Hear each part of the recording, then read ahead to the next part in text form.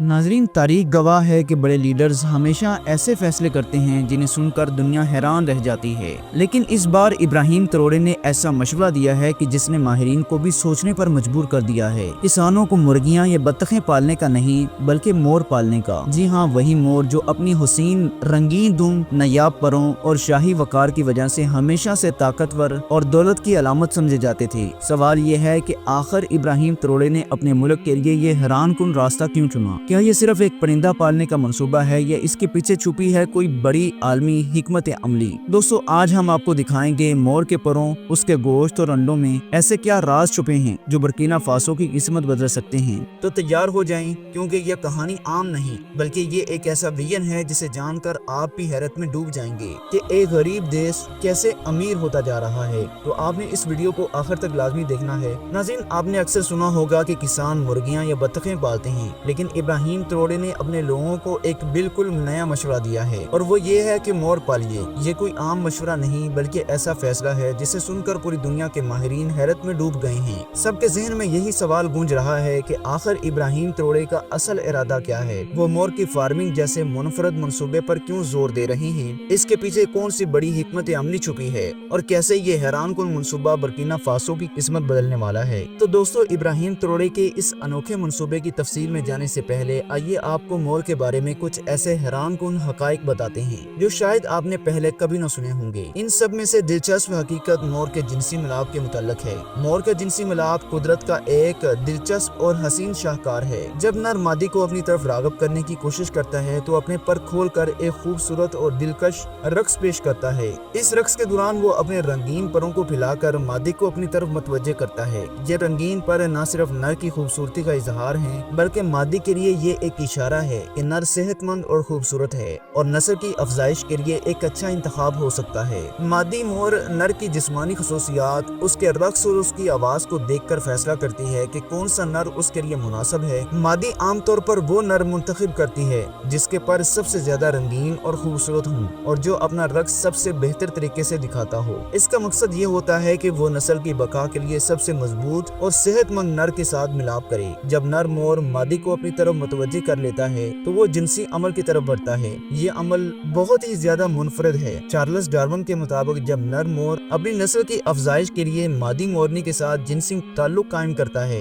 तो वो अपना आंसू उसकी आंख में टपका देता है। चार्ल्स का कहना है कि नर मोर का ये अमल सिर्फ जिनसी तस्कीन के लिए नहीं होता बल्कि इसका मकसद नस्ल की बका और मादी को बेहतरीन जिन्नियात मवाद फराहम करना होता है। मिलाप के बाद मादी मोर अंडे देती है और अंडे की हिफाजत और परवरिश का काम मादी खुद करती है। ये कुदरत का एक हैरान कुन हसीन शाहकार और राज है जिसे बहुत ही कम लोग जानते हैं, लेकिन हमारी ये वीडियो देखने के बाद आप भी उन लोगों में शामिल हो चुके हैं। अगर ये इंफॉर्मेशन आपको दिलचस्प और नहीं लगी हो तो कमेंट्स बॉक्स में हमें जरूर बताएं। अब बात करते हैं कि इब्राहिम अपने मुल्क में मोरों की फार्मिंग क्यों कर रहे हैं। दोस्तों, मोर अपनी खूबसूरती और नायाब परों की वजह से दुनिया भर में मशहूर हैं। इसके पर न सिर्फ फैशन और डेकोरेशन में इस्तेमाल होते हैं बल्कि आलमी मार्केट में भी इनकी कीमत हजारों डॉलर तक पहुंच जाती है। इब्राहिम ट्रोरे के इस मंसूबे के मुताबिक बुर्किना फासो में बड़े पैमाने पर मोरों की फार्मिंग की जाएगी और इनसे हासिल होने वाली कीमती परों से मुख्तलिफ एशिया तैयार की जाएंगी। इन परों को इस्तेमाल करके फैशन डिजाइन,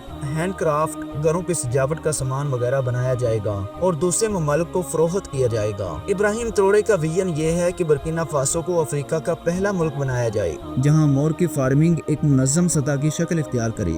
यूं न सिर्फ किसानों को नई आमदनी का जरिया मिले बल्कि मुल्क आलमी मंडी में अपनी इनफरादियत कायम करे। इनका मानना है कि अगर बुर्किना फासो के गाँव में मोर पाले जाएं तो इन परों की बरामदात से सालाना अरबों डॉलर्स कमाए जा सकते हैं। ये मनसूबा न सिर्फ किसानों की गुर्बत खत्म करेगा बल्कि नौजवानों को भी रोजगार के नए मौके फराहम करेगा। नाज़रीन, कुछ ममालिक में और यूरोप के बादशाहाना महफिलों में आज भी मोर के गोश्त को एक अयाशी की अलामत समझा जाता है। कीमत की बात की जाए तो एक मोर का गोश्त हजारों डॉलर तक फरोख्त होता है क्योंकि ये आम मार्केट में दस्तयाब ही नहीं होता और इसकी नायाबी ही इसे महंगा बनाती है। मोर के गोश्त की ये कहानी सदियों पुरानी है। यूरोप के बादशाहों और अमरा की दावतों में ये गोश्त बतौर शहाना पकवान पेश किया जाता था। मेहमानों के सामने जब खूबसूरत परों के साथ सजा हुआ मोर लाया जाता तो ये सिर्फ खाने के लिए नहीं होता था बल्कि ताकत, रुतबे और दौलत की नुमाइश का एक जरिया होता था। इस दौर में जो शख्स अपनी दावत में मोर का गोश्त पेश करता उसे सबसे ज्यादा अमीर और बाअसर समझा जाता।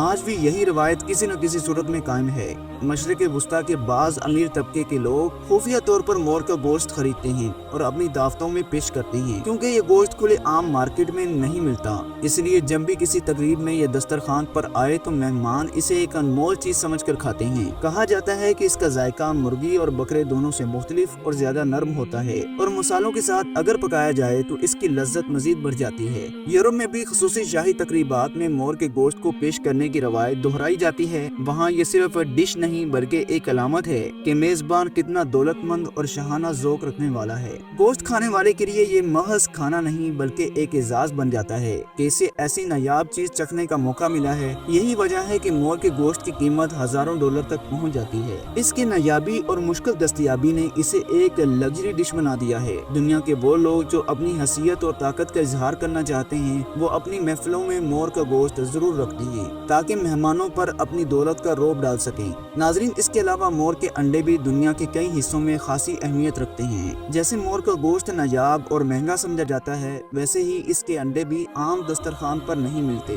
کچھ ممالک میں لوگ انہیں بطور خوراک استعمال کرتے ہیں، جبکہ بعض جگہوں پر انہیں دواؤں اور طاقت بڑھانے والی غذائی نسخوں میں شامل کیا جاتا ہے، کیونکہ مور کے انڈے عام مرغی یا بطخ کے انڈوں کی طرح روزانہ بڑی تعداد میں دستیاب نہیں ہوتے، اسی لیے ان کی قیمت بھی آسمان کو چھو رہی ہوتی ہے۔ ایک انڈا بعض اوقات 100 سے 200 ڈالر تک فروخت ہوتا ہے، اور یہی کمی ان کی قدر کو مزید بڑھا دیتی ہے۔ یورپ اور مشرق وسطیٰ کی بعض محفلوں میں ان انڈوں کو خاص پکوان بنانے کے لیے استعمال کیا جاتا ہے۔ کہا جاتا ہے کہ مور کے انڈوں کا ذائقہ عام انڈوں سے زیادہ لذیذ اور غذائیت سے بھرپور ہوتا ہے۔ کچھ لوگ تو یہ بھی سمجھتے ہیں کہ یہ انڈے جسمانی طاقت اور توانائی میں اضافہ کرتے ہیں، اسی لیے امیر طبقہ انہیں اپنی روزمرہ خوراک میں شامل کرنے کی بجائے خاص تقریبات یا شاہی دعوتوں کے لیے مخصوص رکھتا ہے۔ ناظرین، آپ نے دیکھا کہ مور ایک نایاب اور حسین پرندہ ہے جو نہ صرف اپنی رنگین دم اور پروں کی وجہ سے دنیا بھر میں مشہور ہے، بلکہ اس کے پروں، گوشت اور انڈوں کی عالمی مارکیٹ میں بھی بے حد مانگ ہے۔ یہی وہ وجہ ہے کہ ابراہیم تروڑے نے اپنے ملک برکینا فاسو کے لیے ایک نیا خواب دیکھا ہے۔